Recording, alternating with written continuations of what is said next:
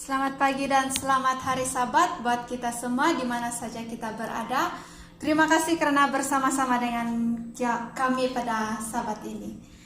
Walaupun pada Sabat ini kita tidak dapat berkumpul bersama secara fisikal, tapi saya pasti di mana saja kita berada, Tuhan pasti sentiasa bersama dengan kita. Jadi pada Sabat ini, pada saat ini mari kita sama-sama memuji dan memuliakan nama Tuhan. Mari kita nyanyikan lagu Hari Ini Kurasa Bahagia, karena saya pasti kita semua gembira pada Sabat ini.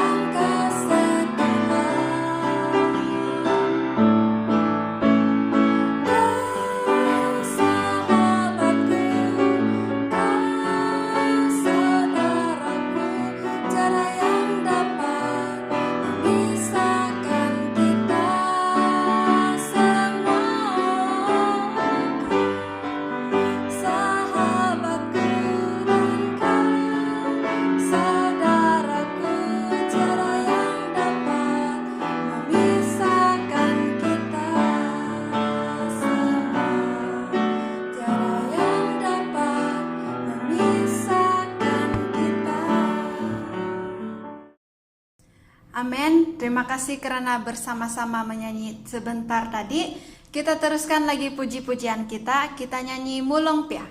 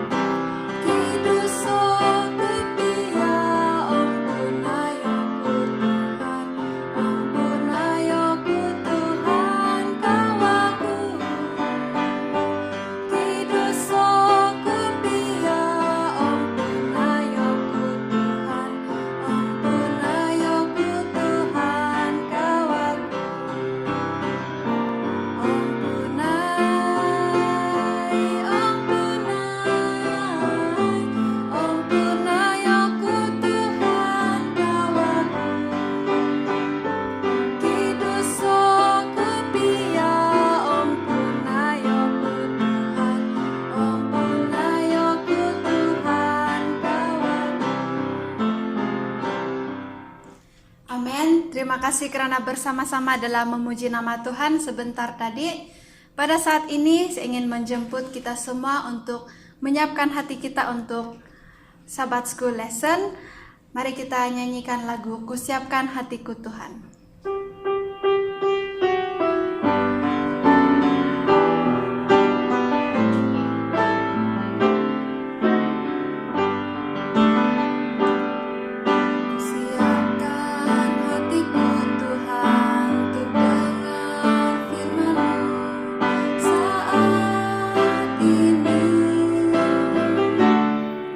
Sujud menyembahmu Tuhan, masuk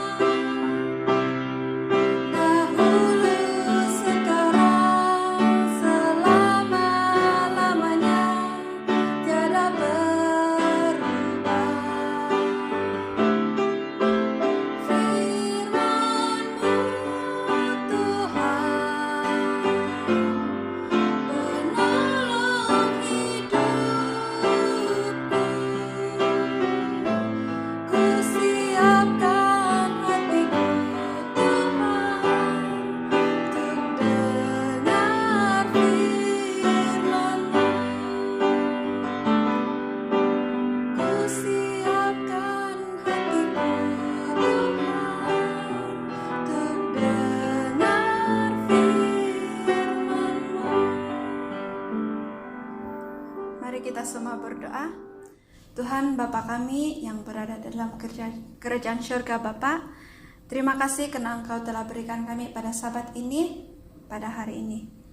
Bapa, pada saat ini kami ingin mengundang Roh Kudus-Mu untuk hadir bersama-sama dengan kami, menyertai kami dalam Sabat School Lesson kami, agar apa saja yang akan kami dengar nanti dapat kami fahami dan dapat kami aplikasikan dalam hidup kami Bapak. Bapak, walaupun pada saat ini kami tidak dapat berkumpul bersama secara fisikal, tapi kami percaya bahwa Engkau sentiasa menyertai kami, bersama-sama dengan kami, di mana saja kami berada. Ampuni dosa dan pelanggaran atas hukum Bapak. Terima kasih Bapak karena Engkau telah mendengar dan menjawab doa ini. Semua ini kami minta dalam nama Yesus, Juru Selamat dan Penebus kami. Amin.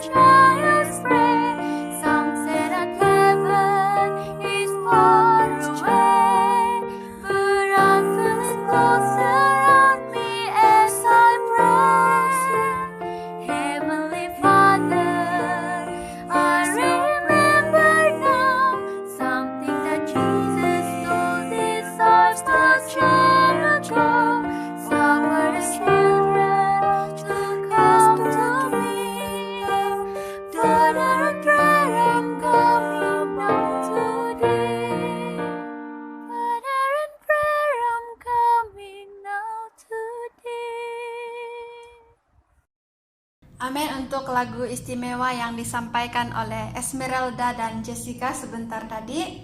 Pada saat ini saya ingin mengundang kita semua untuk ambil buku Sahabat School kita, dan kita akan mendengarkan Sahabat School yang akan dibawakan oleh Elder Elton. Selamat pagi dan selamat hari Sabat. Bertemu kita kembali di dalam pelajaran Sekolah Sabat. Dan untuk Sabat ini kita sudah memasuki kuartal kedua Sabat untuk tahun 2020, dan untuk pertama ataupun pelajaran pertama bertajuk keunikan Alkitab. Dan pada hari ini kita akan mula belajar dan seterusnya untuk 3 bulan seterusnya kita akan belajar mengenai Alkitab dan cara bagaimana untuk menafsirkannya. Dan sebelum saya memulakan ringkasan pelajaran Sekolah Sabat pada pagi Sabat ini, saya menjemput semua kita untuk berdoa. Mari berdoa. Bapa di sorga, saat ini kami ucap syukur dan terima kasih karena sudah berkesempatan untuk belajar dan memahami Alkitab melalui pelajaran Sekolah Sabat. Dan saat ini, ya Tuhan, kami menjemput Roh Suci-Mu untuk masuk dalam hati kami, dalam pikiran kami, supaya kami boleh mengerti dan seterusnya menerima pelajaran dan maksud-Mu lebih mendalam melalui pelajaran Sekolah Sabat. Ampuni dosa kami ya Bapa. Dalam nama Yesus saya sudah berdoa. Amin.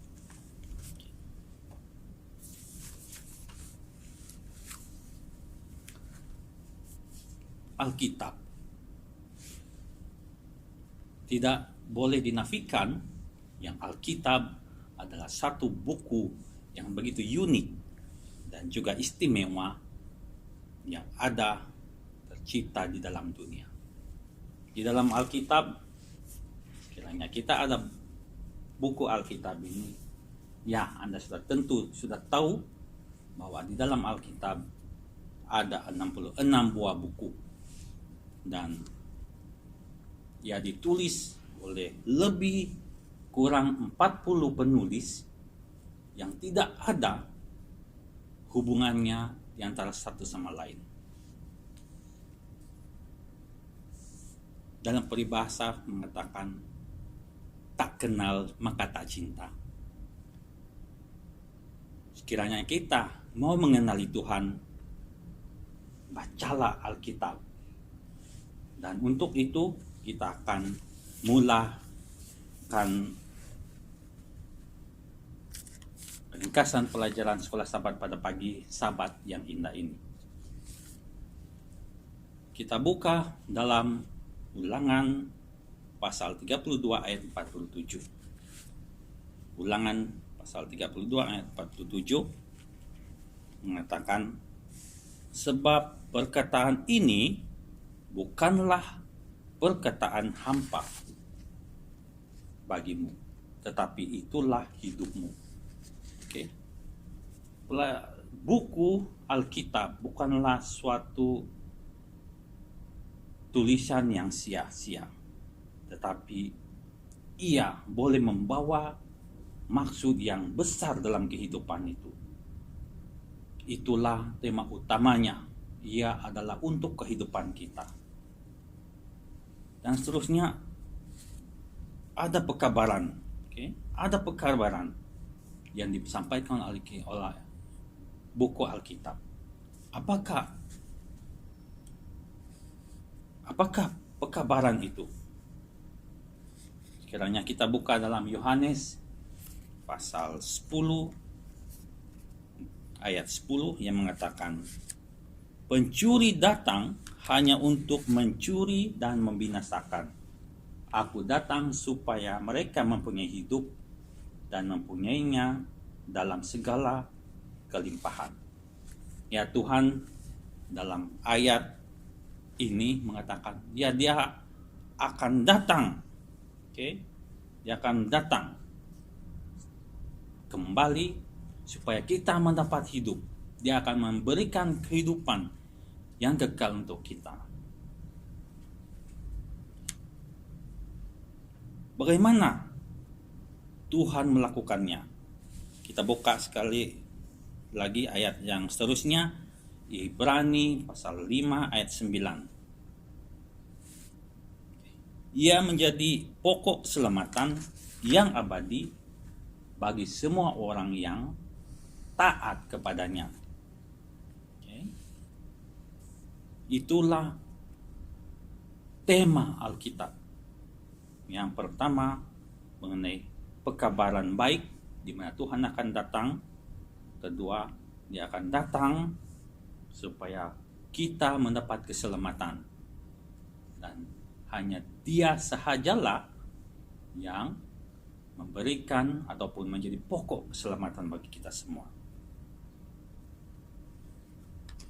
Jadi apa yang kita harus lakukan? Apa yang harus kita lakukan? Alkitab mengatakan bahwa Allah ingin agar Anda menerima Yesus sebagai juru selamat Anda dan tetap setia kepada firman-Nya dan untuk memberitakan pekabarannya kepada dunia. Kita harus menerima, Tuhan mau kita menerima firman-Nya ataupun Alkitab sendiri.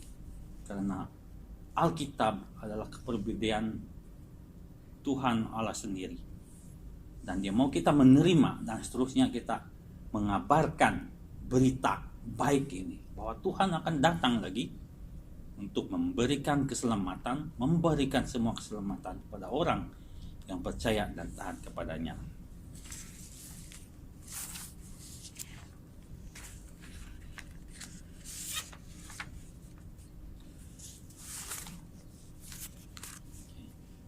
Seterusnya kita akan mempelajari dari mana asalnya Alkitab ini. Kalau kita buka dalam buku 2 Petrus pasal 1 ayat 21 mengatakan, sebab tidak pernah nubuat dihasilkan oleh kehendak manusia, tetapi oleh dorongan Roh Kudus. Orang-orang berbicara atas nama Allah. Jelas dikatakan di sini, bukan manusia yang menulis ataupun menulis dengan kehendak mereka sendiri, tapi melalui dorongan ataupun inspirasi daripada Tuhan melalui kepribadian dia yang ketiga, yaitu Roh Kudus atau Roh Suci. Itulah yang membimbing penulis-penulis untuk menulis Alkitab ataupun firman Allah sendiri. Banyak ataupun ramai sekali penulis-penulis Alkitab yang telah diinspirasikan oleh Tuhan melalui Roh Suci-Nya dan telah menulis buku Alkitab ini ataupun kitab suci ini. Dan setiap mereka mempunyai latar belakang dan juga pekerjaan yang berlainan. Sebagai contoh, kalau kita lihat dalam pelajaran kita, Musa seorang pemimpin politik dan juga seorang pemimpin ketenteraan. Amos seorang penternak dan petani. Samuel dan Yeremia orang muda dan imam. Daud dan Salomo sebagai raja, Yeskiel dan Daniel penulis di dalam pembuangan, Matius seorang pemungut cukai atau seorang pemungut pajak, Paulus seorang Farisi dari pengelana tanpa lelah dan pengelana tanpa lelah. Seterusnya Yohanes seorang lelaki tua di penjara di pulau, di Pulau Patmos. Lukas seorang dokter, sejarawan dan penyembah berhala, dan seterusnya Petrus sebagai nelayan. Inilah antara penulis-penulis Alkitab yang itu terkenal, yang telah diinspirasikan oleh Tuhan sendiri melalui Roh Suci-Nya. Seterusnya menulis Alkitab. Alkitab juga menulis ataupun mendedahkan mengenai nubuatan-nubuatan. Kalau kita buka dalam buku Amos pasal 3 ayat 7 dikatakan, sungguh Tuhan Allah tidak berbuat sesuatu tanpa menyatakan keputusannya kepada hamba-hambanya para nabi.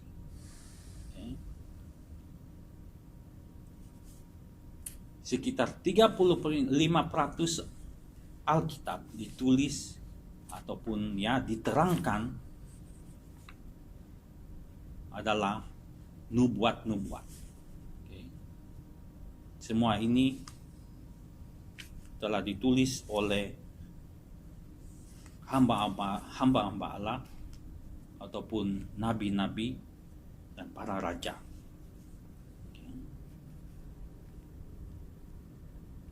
Kebanyakan nubuatan-nubuatan ini telah dipenuhi. Kebanyakan nubuatan ini dipenuhi dengan ketelitian yang luar biasa. Contohnya supaya Yesus telah dibuatkan oleh Nabi Yesaya, dan dia telah dilahirkan oleh seorang perempuan ataupun seorang manusia yang suci, yaitu Maria, dan dia telah dilahirkan dan dia mati untuk menebus kita semua. Kalau kita baca dalam Lukas 9 ayat 22, Lukas 9 ayat 22 mengatakan, anak manusia harus menanggung banyak penderitaan dan ditolak oleh tua-tua, imam-imam kepala, dan ahli-ahli Taurat, lalu dibunuh dan dibangkitkan pada hari ketiga. Sebaik kita baca ceritanya dalam 4 buku Gospel, yaitu Matius, Markus, Yohanes, dan Lukas. Semuanya menyatakan mengenai kematian Yesus. Seterusnya kita akan masuk kepada pengaturan sejarahnya. Alkitab juga menyatakan sejarah Alkitab. Mari kita buka dalam 1 Korintus 15 ayat 4 dalam Bible kita atau Alkitab kita. Ini mengatakan bahwa ia telah dikuburkan dan bahwa ia telah dibangkitkan pada hari yang ketiga sesuai dengan kitab suci.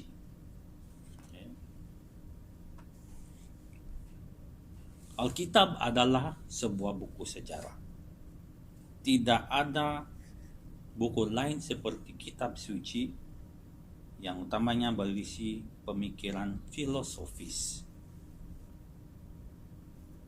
Secara spesifik, orang-orang, peristiwa, tempat, kota, dan sebagainya disebutkan dalam Alkitab. Fokus Perjanjian Lama adalah sejarah orang-orang yang menunggu kedatangan Mesias atau Yesus sendiri. Dan seterusnya, fokus Perjanjian Baru adalah penggenapan janji itu, di mana Yesus dan peristiwa sejarah kebangkitannya.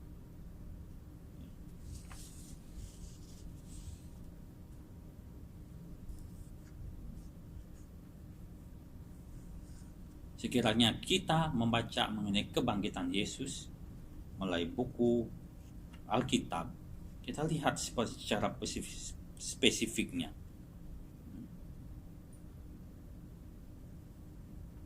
Bila mana Yesus dikuburkan pada hari Jumat petang, kuburnya telah dimeteraikan. Seterusnya pada pagi hari Ahad, wanita-wanita mau meminyaki dan juga merempahi tubuh Yesus, dan seterusnya sejarah kebangkitan Yesus. Segalanya dalam pengaturan, segalanya sudah tertulis di dalam Alkitab sebagai sejarah.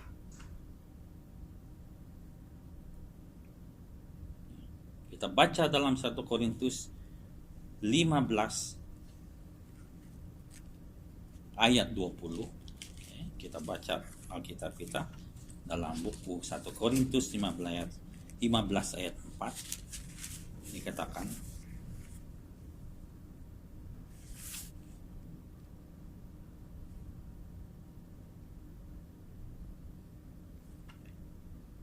sebab yang sangat penting telah disampaikan kepadamu, yaitu apa yang telah kuterima sendiri, ialah bahwa Kristus telah mati karena dosa-dosa kita, sesuai dengan kitab suci, bahwa ia telah dikuburkan, dan bahwa ia telah dibangkitkan pada hari yang ketiga, sesuai dengan kitab suci.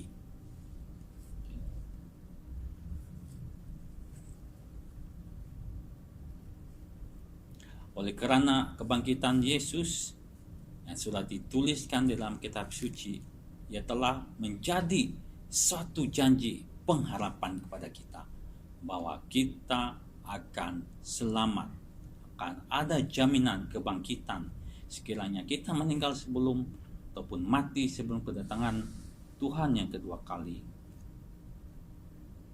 Kita ada pengharapan untuk kebangkitan dan bertemu dengan Tuhan Yesus, sebab Yesus sendiri telah dibangkitkan daripada antara orang mati.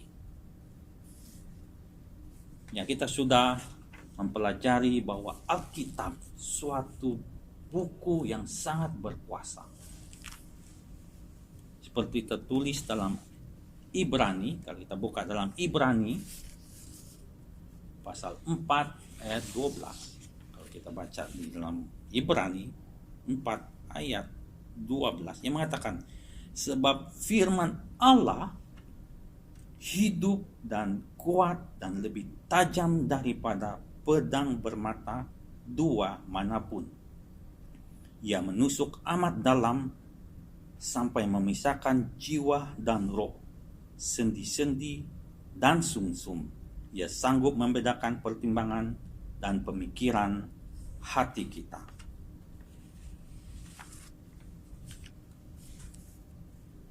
Allah menggunakan Alkitab untuk menggerakkan kita untuk insaf, bertobat, perubahan hidup.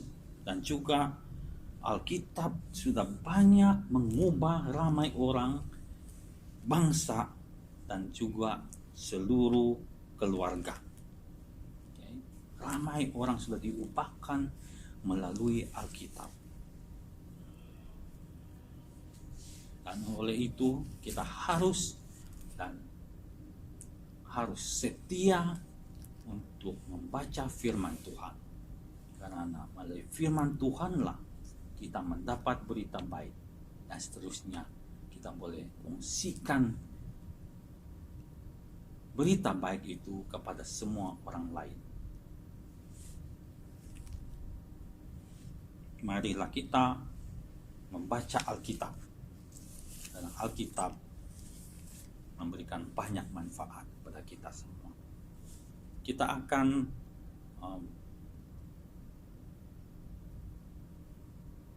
postpone ataupun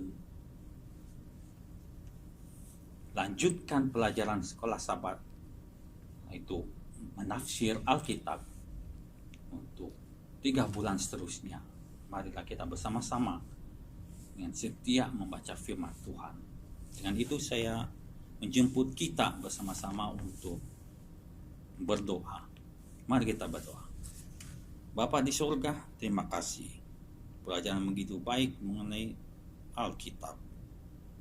Kami sudah mempelajari temanya, beritanya, dan apa kebaikannya kepada semua orang dan kepada kami.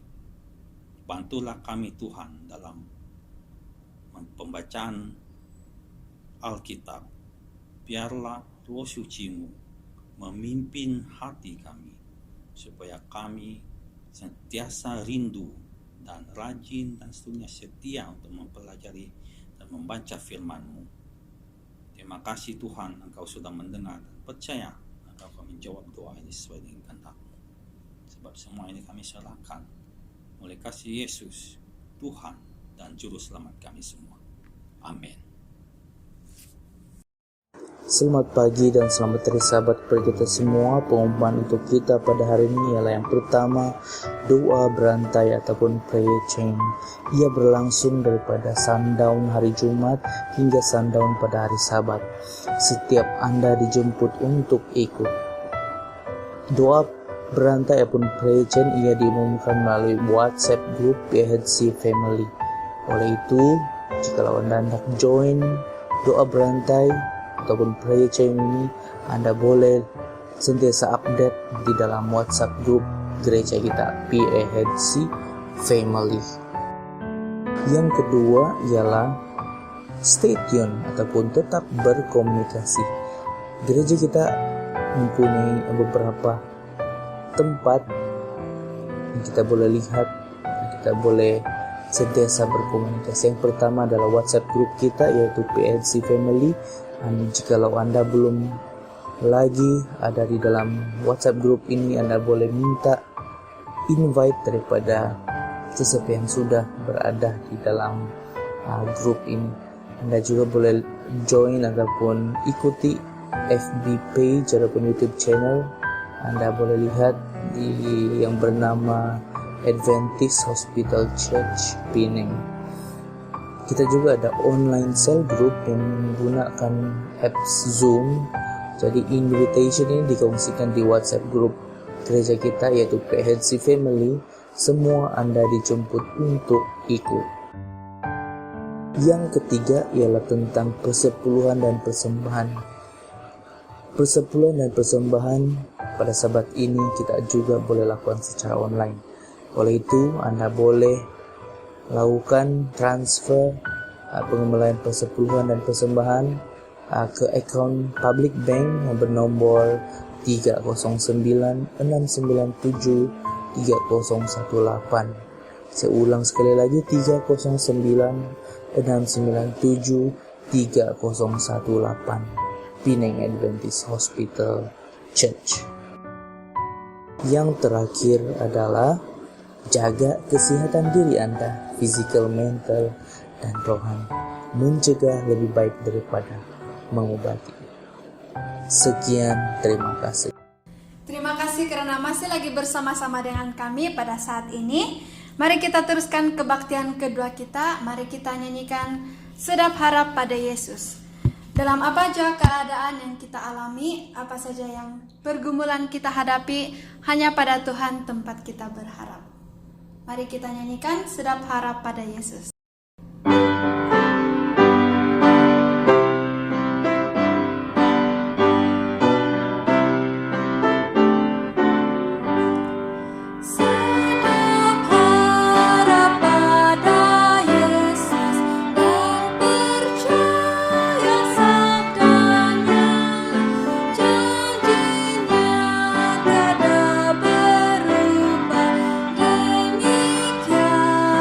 Sabda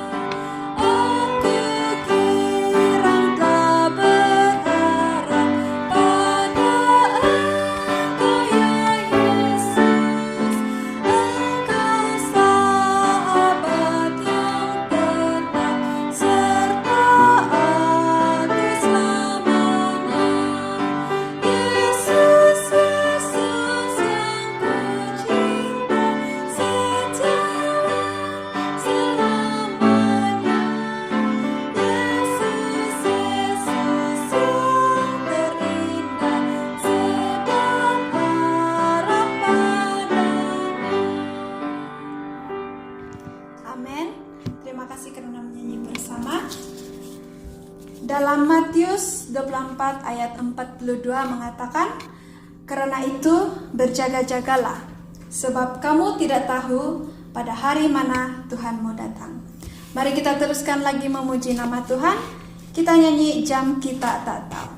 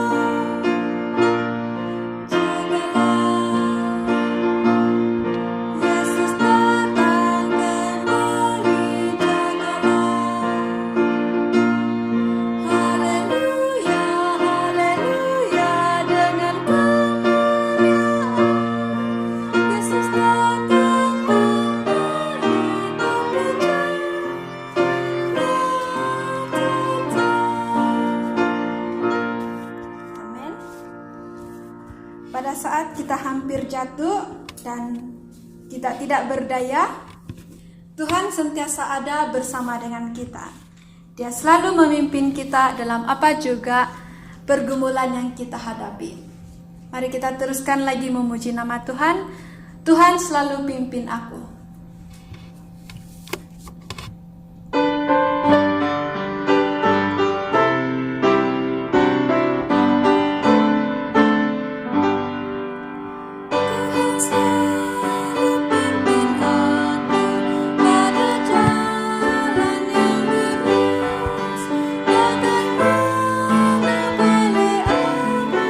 Sangkan Tuhan yang tulus dan yang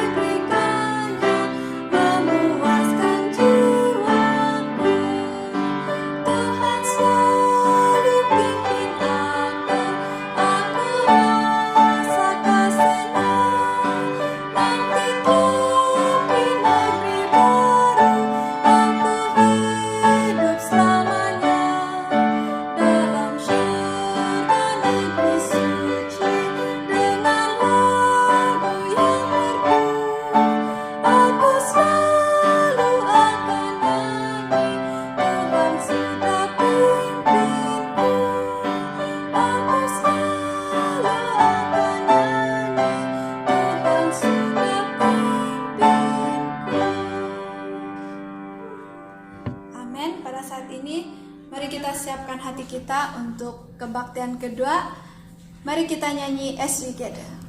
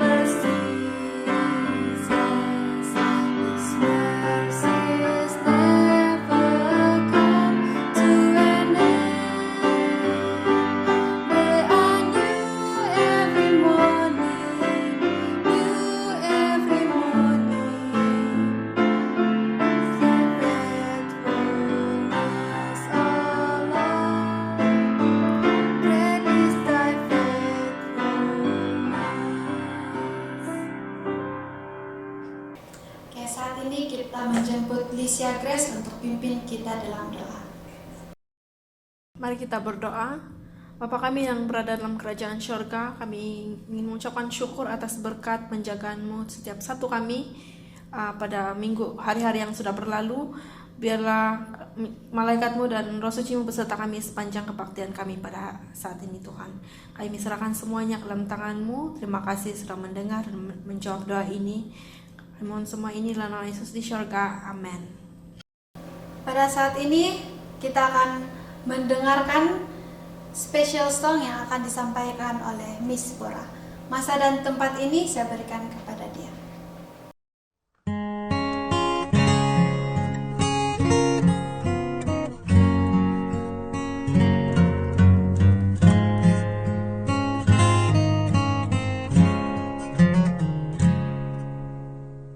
What a friend we have in Jesus. All our sins and grief to bear. What a privilege to carry everything to God in prayer. Oh, what peace we often forfeit. Oh, needless pain we bear. All because we do not carry everything to God in prayer. Health and trials and temptations is the trouble anywhere. We should never be discouraged. Take it to the Lord in prayer. Can we find a friend so faithful? With all our sorrows share. Jesus knows our every weakness. Take it to the Lord in prayer. Pada saat ini, mari kita siapkan hati kita untuk mendengar khotbah yang akan disampaikan oleh seseorang yang kita sudah kenal, tapi saya akan memperkenalkan lagi. Beliau ialah ketua gereja di Pinang Adventist Hospital Church, dan beliau juga sudah berkawin, mempunyai 3 orang anak, dan dia berasal dari Sarawak, dan dia sudah berkhidmat di Pinang Adventist Hospital selama 20 tahun. Dan pada saat ini Beliau bertugas sebagai clinical instructor di Penang Adventist Hospital. Dan nama dia ialah Elder Peter Jimbon. Masa dan tempat ini saya serahkan kepada dia. Oke, selamat pagi dan selamat hari Sabat kepada semua. Saya harap semuanya sehat walafiat di rumah. Dan kita kembali lagi semula di siaran secara langsung pada pagi Sabat yang mulia ini. Dan untuk topik hari ini kita akan bercerita ataupun membahaskan suatu tentang gereja. Tapi sebelum kita mulakan, mari kita berdoa dulu. Allah Bapa kami di surga, selamat pagi dan selamat hari Sabat kami ucapkan kepadamu. Dan biarlah apa yang akan disampaikan pada hari ini mengikut kehendak-Mu. Dengan semua ini kami berdoa dalam Yesus Kristus, kami berdoa, amin. Oke, gereja kita. Ini topik hari ini dipetik daripada Adventist Review yang ditulis oleh Richard Sabuan. Okay. Dari Northern Asia Pacific Division. Persoalannya di sini, bolehkah gereja kita ditutup? Ini persoalan. Dan ini juga bergantung dengan pengertian kita, setiap satu kita, tentang apa itu gereja dan apa itu definisi gereja. Dalam apa jua keadaan sekalipun kan, gereja tidak seharusnya ditutup. Kenapa? Sebab gereja adalah bukan sebuah bangunan ataupun struktur konkret. Gereja adalah umat ataupun orang-orang yang di dalamnya. Dalam 1 Petrus 2 ayat 9 di sini katakan, tetapi kamulah bangsa yang terpilih, imamat yang rajani, bangsa yang kudus, umat kepunyaan Allah sendiri, supaya kamu memberitakan perbuatan-perbuatan yang besar dari Dia, yang telah memanggil kamu keluar dari kegelapan kepada terangnya yang ajaib. Ini terdapat dalam buku Petrus 2 ayat 9. Gereja. Apa yang kita paham tentang gereja? Dalam bahasa Inggrisnya gereja adalah church. Dalam bahasa Portugis, igreja. Adalah satu bahasa yang berarti suatu perkumpulan atau lembaga dari penganut iman Kristiani. Okay. Dalam Alkitab, biasanya ini diterjemahkan kepada sebagai jemaat ataupun umat. Jadi kita semua ini adalah jemaat dan umat. Dan istilah jemaat dan umat ini seringkali muncul dalam ayat-ayat Alkitab. Dan istilah ini muncul dalam 2 ayat dari Injil Matius, 24 ayat dari Kisah Para Rasul, 58 ayat dari Rasul Paulus, 2 ayat dari surat kepada orang Ibrani, dan 1 ayat dari surat Yakobus. Oleh itu, selagi ada umat Tuhan dan orangnya, selagi itulah sentiasa ada gereja. Paham? Saya ulangi sekali lagi. Selagi ada umat Tuhan dan orang-orangnya, selagi itulah sentiasa ada gereja. Sebab kita ini, umat-umat Tuhan adalah gereja. Dan bukannya bangunan. Bangunan itu adalah struktur. Tetapi orang-orang dan umat-umat Tuhan adalah itulah yang dinamakan gereja. Bangunan hanya adalah tempat beribadat. Rumah gereja adalah bangunan yang dihaskan oleh umat Tuhan sebagai tempat yang mana mereka melakukan upacara sembahyang, terutamanya pada hari Sabat. Rumah gereja boleh ditutup. Rumah gereja boleh ditutup. Tetapi gereja yang merupakan umat Tuhan tetap dan sentiasa ada, dan itu tidak akan ditutup. Rumah gereja atau tempat ibadat ditutup disebabkan musibah-musibah tertentu, seperti wabak penyakit, bencana alam, perang, dan perkara-perkara yang tidak disangka-sangka. Kita boleh lihat dari awal bulan Februari, di seluruh dunia banyak tempat-tempat beribadat, bukan saja gereja, tempat-tempat beribadat ditutup. Dan kita juga di gereja hospital mula tutup di pertengahan bulan Maret dan sampailah sekarang. Kita lihat kebiasaannya pada hari Sabat. Apa yang kita lakukan di rumah gereja? Apa yang kita lakukan di rumah gereja? Apa kita buat? Ya, kita bertemu dengan sahabat sandai, kita bertemu dengan teman-teman kita dan juga keluarga. Kita bernyanyi bersama-sama, mendengar lagu rohani dan memuji Tuhan. Kita berbincang tentang pelajaran sekolah Sabat, mendengar khotbah yang disampaikan,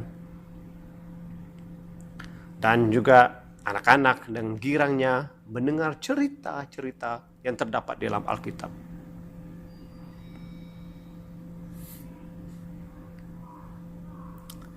Dengan semua ini, apa yang kita lakukan biasanya pada hari Sabat, mampukah kita melakukan ini secara sendirian atau dengan seisi keluarga kita di rumah? Dengan bantuan kita semua yang duduk di rumah, kita menurut perintah berkurung yang disarankan oleh kerajaan. Sebenarnya kita mengurangkan penyebaran wabak yang berluasa sekarang ini.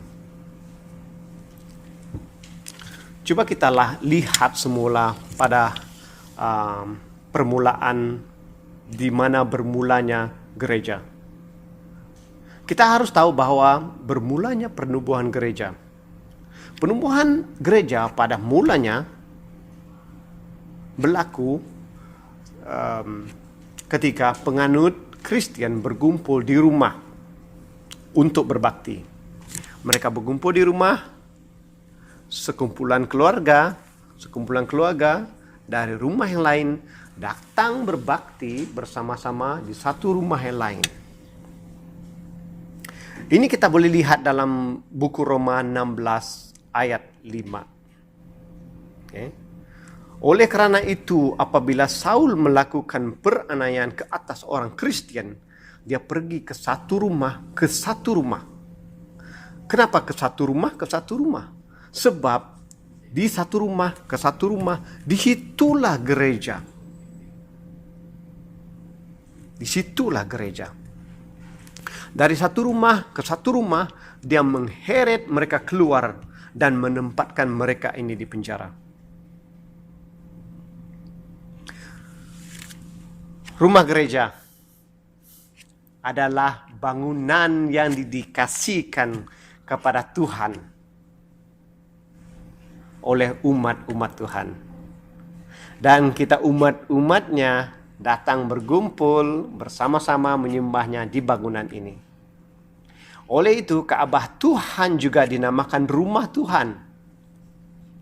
Dan ianya digunakan dalam pertuturan berselang-seli.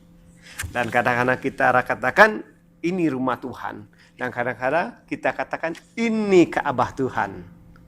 Dan ini kita boleh terdapat dalam buku Ezekiel 8 ayat 6. Dan Zakaria 8 ayat 9.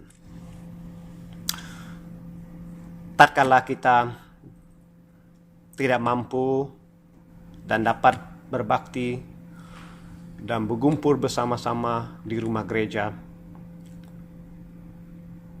kita boleh melakukannya lebih sekiranya kita berada di rumah juga.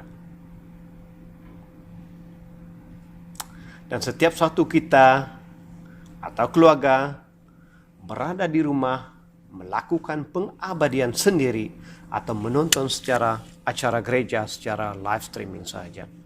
Jadi di rumah, walaupun kita bersendirian, kita gunakan waktu ini untuk personal devotion, dan pada masa yang sama kita boleh lihat live streaming yang ada pada hari Sabat tersebut. Disebabkan sesuatu yang kita tidak jangka dan tidak dapat kita hindarkan, maka umat Tuhan merayakan hari Sabat sendirian.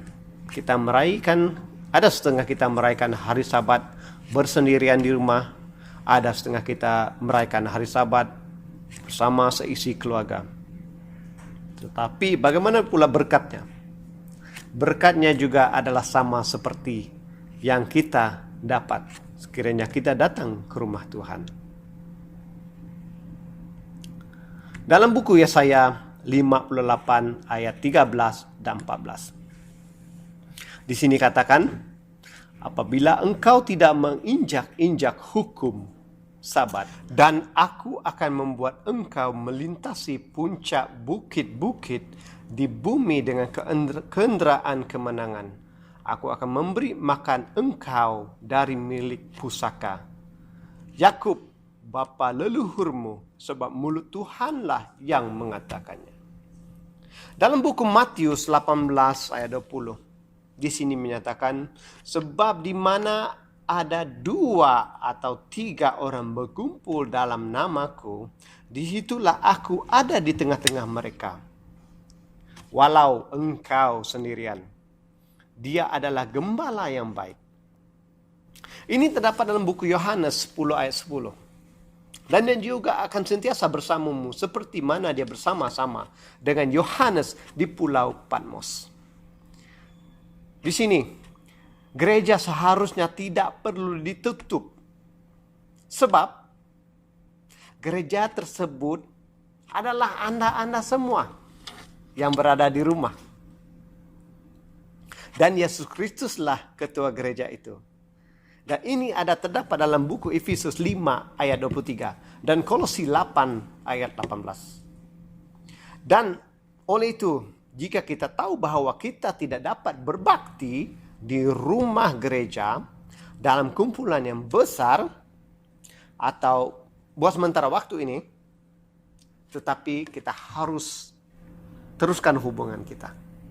Hubungan kita sesama Tuhan, sesama manusia, dan juga hubungan kita dengan Tuhan.